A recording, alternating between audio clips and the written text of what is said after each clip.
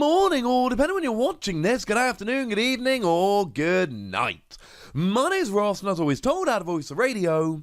So today, well, I thought it was about time we looked at the theme decks. You see, the theme decks have gone and been revealed from the upcoming Rebel Clash expansion. And look, we knew what the theme decks were going to be. We knew they were going to be Zacian and Zamazenta. We saw the theme decks a few weeks ago. But now, ladies and gentlemen, we have a good look at the set list for them. Now, I was shown these by the lovely Matthew Varive. I know the lovely Andrew Mahone has been throwing them around Twitter, so yeah, shout out to those lovely people. Now, we know what the Zacian and Zamazenta are, so we're not going to spend a huge amount of time on those, but we are going to have a good look through and see exactly what these theme decks are and what these theme decks do. And would you believe it, just for a change, they're actually pretty gosh darn good. But we need to start off with the Zacian, because if it's what I think it is, this looks really fun. Now, starting off, of course, we do have 2 copies of Zacian. Be weird if we didn't in the Zacian theme deck. And this is a new card in Rebel Clash. It's fine. 2 energy, 30 damage. Attach a medal from your discard to this Pokemon. And then 3 energy, 120. Flip a coin. If tails, discard 2 energy from this Pokemon. If you're playing theme decks against theme decks, this is actually a really good card.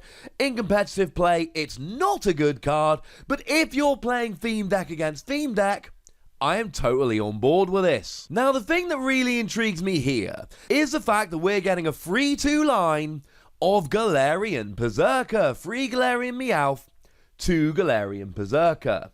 Now, there is a new Galarian Meowth and Galarian Berserker in the set. I am assuming that we're getting those ones, which is actually kind of sad. Now, the Galarian Berserker from Rebel Clash is incredibly underwhelming. 3 energy, flip 3 coins, 80 damage for each head. No, ladies and gentlemen, no. But what is far better is the Galarian Meowth. The Galarian Meowth is awesome. Once during your turn, it lets you discard 2 cards from your hand and then search your deck for a Galarian Berserker. Means you can search it out really nicely and easily. That's awesome. Now, what we really want is a Berserker from Sword and Shield, which means all of your metal Pokemon do an extra 20 damage. The ideal situation here would be the Meowth from Rebel Clash, the Berserker from Sword and Shield. I don't think that's realistic. It very much seems like it is both the ones from Rebel Clash. Never mind. Still, the Meowth is pretty gosh darned good. Now, we are also getting an Unpheasant line. We're getting 3 Pidove, 3 Tranquil, and 2 Unpheasant. So a fairly beefy 3-3-2 line of Unpheasant here. Now, there is an Unpheasant which is coming in Rebel Clash. It's fine. 2 Colorless Energy, 50 damage, and next turn any damage done to it is reduced by 50. 3 Colorless Energy, 150, discard 1 of the energy from this Pokemon. It's alright, but it's not particularly stunning if I'm honest with you. Again, it's alright if you're playing theme decks against each other. Outside of that, I don't think I can really recommend it. I do actually really quite like the fact that Pidove has an attack for 1 Colorless Energy that searches your deck for 2 Pokemon with fighting resistance and puts them into your hand. That is actually really quite nice for getting set up. But again, these are theme deck Pokemon. I don't think they're going to make waves competitively. We then have a free 2 line of Probopass, and this is where I start getting really quite happy. Because for 1 Metal Energy, and it's got 140 HP, which ain't too bad, you do 10 damage, plus 30 more for each energy in the defending Pokemon's retreat costs. And this Probopass is good. This Probopass has actually been a really good card, which has seen a little bit of play and a little bit of success over in Japan. We've got some tricks now coming up, which are actually really, really good for increasing retreat cost, which is kind of lovely. Not in this theme deck, unfortunately, but there are some ones out there that can make this good. And then we've got 2 copies of Hawlucha. Hawlucha's actually got a decent shuffle draw attack. 1 colorless energy, shuffle your hand into your deck, draw 5 cards. It's pretty good in the early game. It's good for helping you get set up. Again, unfortunately, this is very much a theme deck card. It's the kind of card that's going to be good if you're playing the theme decks all against each other. It's going to be a lot less good in competitive play. I did actually show you a Wishy-Washy the other day, which lets you shuffle your hand into your deck and draw 8 cards. It's not in the theme deck. I just really love that Wishy-Washy, and I wanted an excuse to mention it quickly. So the Pokemon line is all right here, Probopass definitely being the highlight of them. Now, in terms of trainer cards, there are some really good ones here. We've got 2 copies of Dan. Dan is fine. You draw 2 cards, play rock, paper, scissors with your opponent. If you win, you draw 2 more cards. I don't think it's going to be the next great supporter, but I do love the fact that you get to play rock, paper, scissors with your opponent here, so I can kind of be on board with this. Again, it is probably more of a theme deck card. You also get yourself 2 copies of Great Ball. Great Ball is, as the name might suggest, great. Look at the top 7 cards of your deck, find a Pokemon, put it in your hand. Seeing a lot of play at the moment. 4 copies of Hop is not anything to get terribly excited about. You draw 3 cards. It's a very standard run-of-the-mill supporter card. They often turn up in theme decks. We've seen this card a lot. They rarely end up being good. But you get 2 copies of Metal Saucer. Now, Metal Saucer is that item card that lets you attach a metal energy from your discard to one of your benched metal Pokemon. It's really nice. And it's basically a staple in every metal deck moving forward. It's great that you get one in the theme deck. 2 copies of Poker Kid is slightly less good, unfortunately.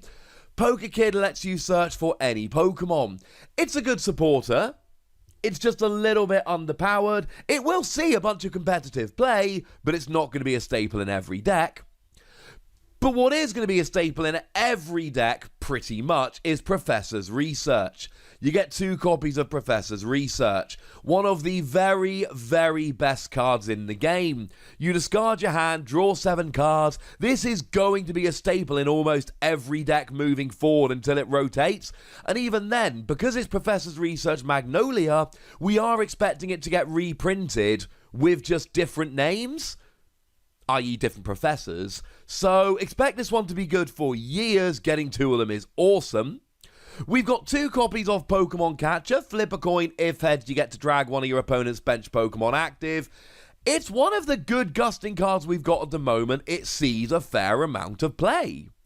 And then we've got 2 copies of Switch, which is fine. Switch your active with one of your bench. It's a staple card. It has been literally since the base set.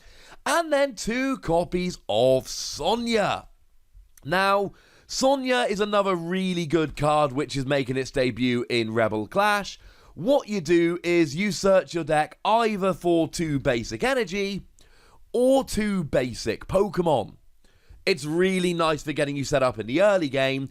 Again, it's not going to be a staple in every deck, but it is a card that I expect to see quite a bit of play. And then you get yourself a whole bunch of metal energy, because why would you not? So a really nice theme deck, although the trainers are better than the Pokemon. Moving over into the Zamazenta theme deck. Once again, we get ourselves a couple copies of the Zamazenta. And I'll be honest with you, the Zamazenta, like the Zacian, is not particularly amazing. 2 energy, 30 damage, takes 20 less from attacks next turn. It's alright, it's moderately bulky. And 3 energy, 120, flip a coin. If tails, during your next turn, this Pokemon can't attack. Again, it's a kind of card that's alright when you're playing theme decks against each other, but is not likely to make much of a competitive splash. Now, we are getting ourselves a free 3-2 line of Corviknight. It's quite nice that we see both the deck lists actually finding a free 3-2 line of one of the birds. Now, there is actually no Corviknight coming along in Rebel Clash, which means that it must actually be the Corviknight that came around in Sword and Shield. And I do quite like this Corviknight. 3 energy, 130 damage, but you may discard 2 energy from this Pokemon, and then this Pokemon takes 100 less from attacks next turn. When you're starting off with a pretty beefy 170 HP anyway, this actually turns it into a pretty sturdy Pokemon that's actually kind of difficult to get a KO on. We've then got a 3-2 Bisharp line. Now Bisharp again is a quite nice Pokemon, but again there's no Bisharp in Rebel Clash. So again, this must be the Bisharp from Sword and Shield, which does mean that we do have an outside chance of getting the Galarian Meowth and Galarian Berserker we want, but don't hold your breath too much.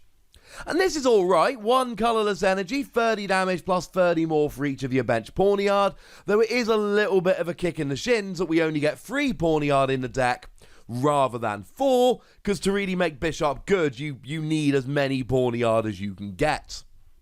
Now, we are also getting a Ferrothorn line in the deck. And again, there was no Ferrothorn in Rebel Clash. So this must be from Sword and Shield.